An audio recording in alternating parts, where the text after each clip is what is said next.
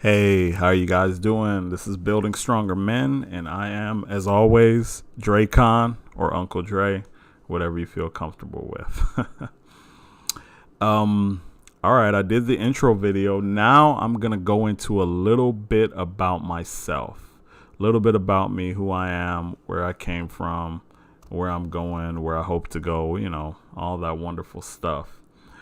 I am an '80s baby, first of all, first and foremost. And I guess some of my earliest memories was at about 5.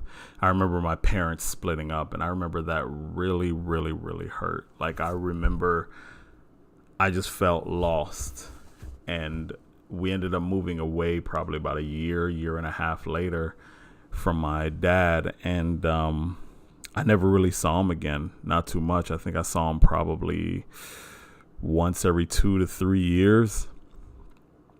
Other than that, he would make these promises when he called me. He probably called me every 6 to 8 months. He'd make these promises and he would tell me, "Oh, I'm gonna fly you out here, and we're gonna hang out for the whole summer." So I'd be walking around the house, feeling all cool, and yeah, I'm gonna see my dad, and I'd be telling my cousin, but it would never come to pass. So I grew up with only strong women around me. Women for me were synonymous with taking care of business and doing what they had to do. Men were synonymous with like failing me and not being people of their word. And they were always kind of like, I guess, a factory of hurt, the men around me. I grew up, it was my mom, my auntie, and my cousin. They're all women. I was the only male in the house. And it's an interesting thing growing up in an all-female environment. First of all, my mom was amazing. Like, I had so much love and so much support. I would probably be a madman if it wasn't for my mom. My mom showed me and she poured so much into me, man. I think that she gave me a lot of firm foundation to springboard from. I feel love. I feel understood. I probably feel better looking than I really am. But she just showed me a lot of love. She was with me, a lot of patience, a lot of understanding. But with my father not there, I think I was just a naturally shy guy. But I was a quitter at anything. If I didn't win, I was a big baby. If I wasn't amazing at it, I was a quitter. I just quit. I was full of fear.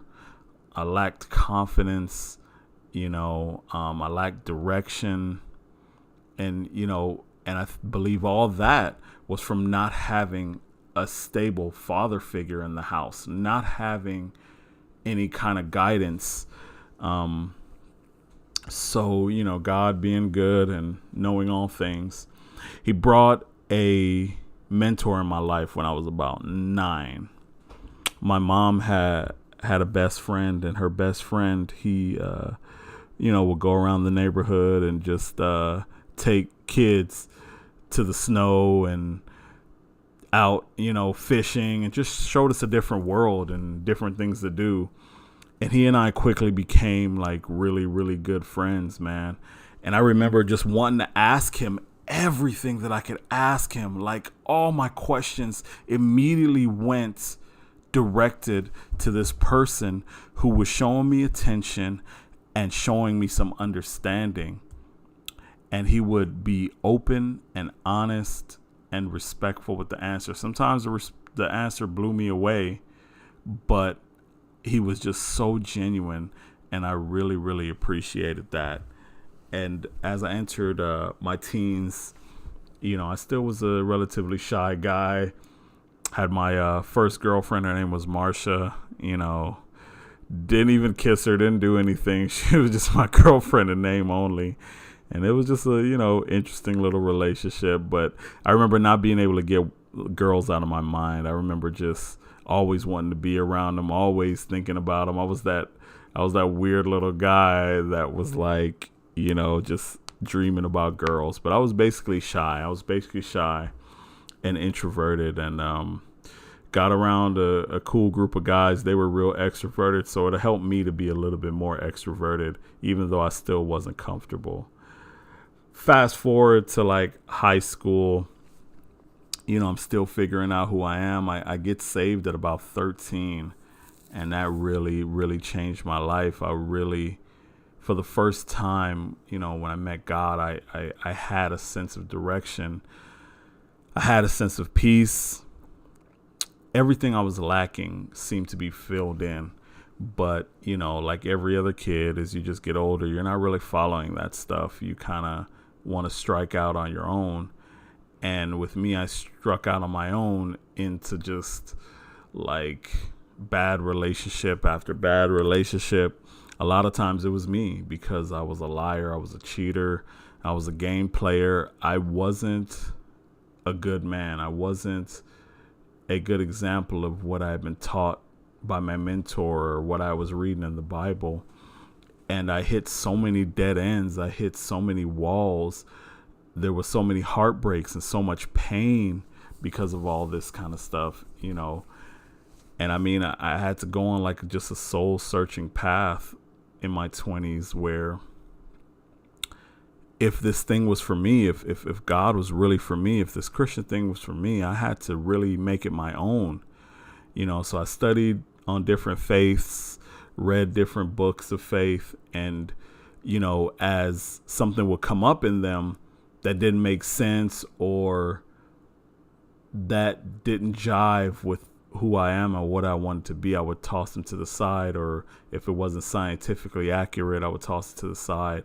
And just only the word of God, time and time again, kind of won out in my life. Time and time again, when I applied the word of God, I got back exactly what it said I would get back. And when I didn't, I got back exactly what it said that I would get back. So I just started to trust in God more and more.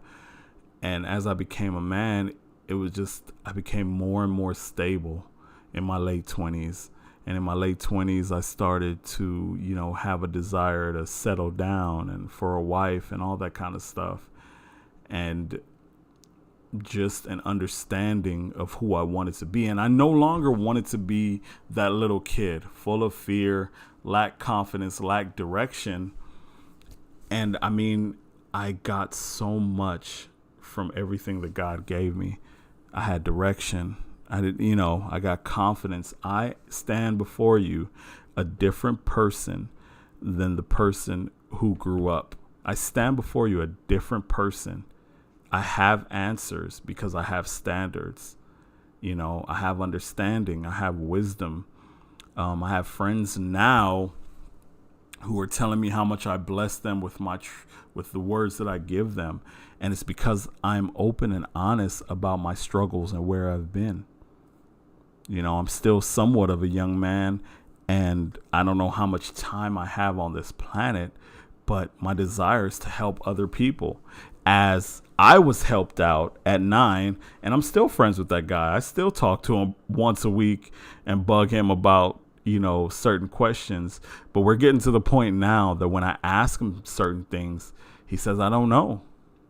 And it's the best answer he can give because he truly doesn't know. I'm asking harder questions now.